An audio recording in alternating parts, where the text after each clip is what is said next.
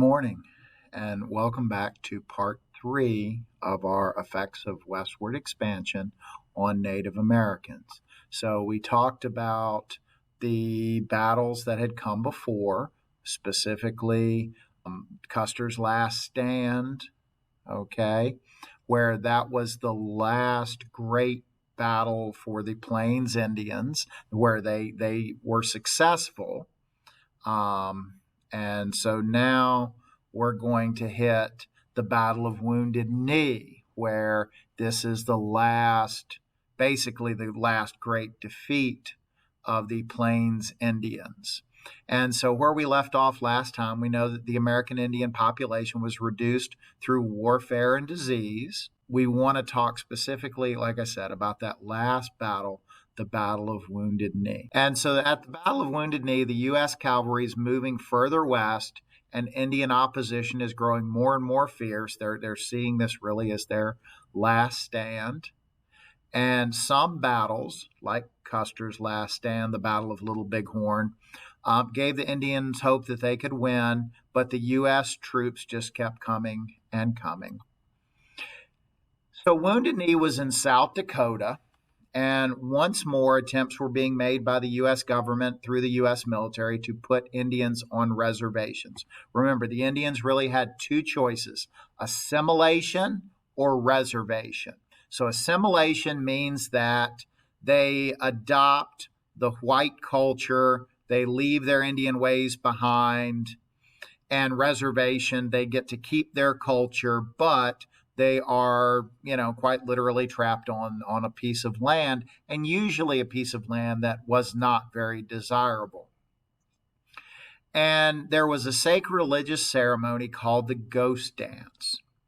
And this was really a dance that the Native Americans were using to remember their ancestors and hopefully kind of draw some unity among themselves. But the U.S. government saw it as a war dance. They misinterpreted this. And so the U.S. troops, more and more fearing an uprising of American Indians, rode into this camp in Wounded Knee, South Dakota. And there was what started as a argument over some rifles. The U.S. government was taking away the Indians' rifles. And there was a struggle. Shots were fired. And once those first shots went off, the U.S. government just basically massacred the whole village, men, women, and children. And so this was really the end of the Lakota Nation as a strong and powerful nation. As a result of Custer's defeat and the public outcry that followed it, the government sent even more soldiers to put down the Indians once and for all.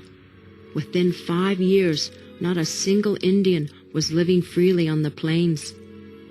Greatly outnumbered, beaten down, and starving, the Indians had no other choice but to resign themselves to reservation life.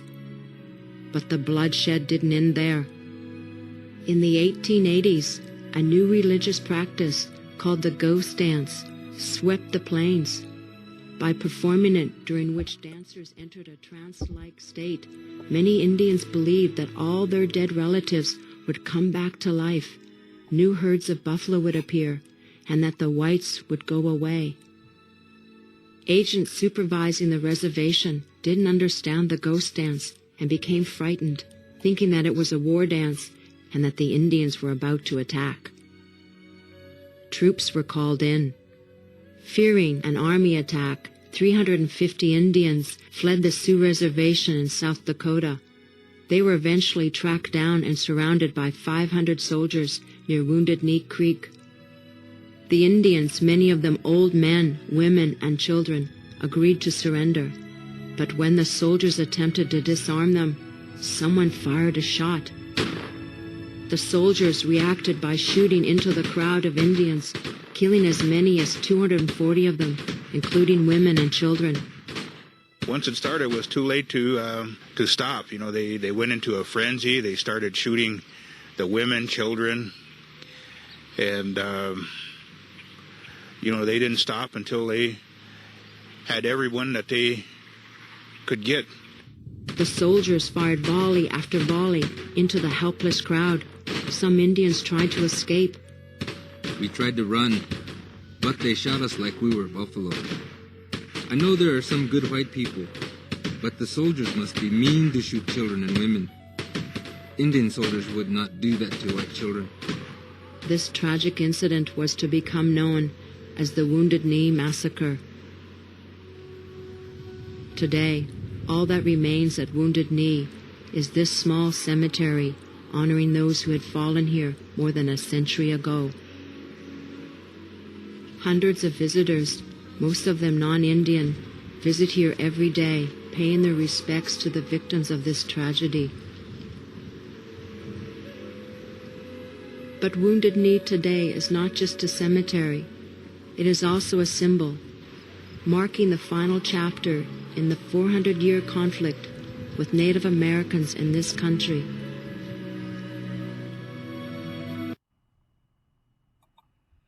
Okay, so lifestyle changes, that assimilation caused by being forced onto reservations, destroyed family traditions. Children on reservations were often taken from their parents and sent away to American schools and forced to accept white culture. Hunger caused by the dwindling buffalo population weakened many American Indians. Constant warfare with white settlers, forced marches to reservations, and European diseases killed thousands more. Treaties are usually mutual agreements between two groups, and like we've said, the government tended to make a lot of treaties with the Indians that they didn't really keep. And the treaties with the American Indians were often because of violent threats from the U.S. government. Promises to respect Indian boundaries were often broken pretty much as soon as the treaties were signed or they found some use for the land. And this, again, reduced American Indian homeland.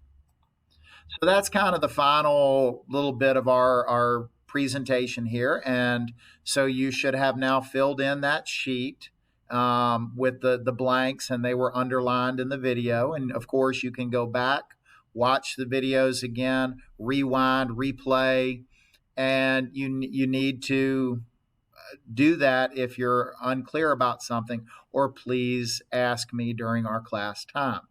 So thank you very much for watching, and we'll see you next time.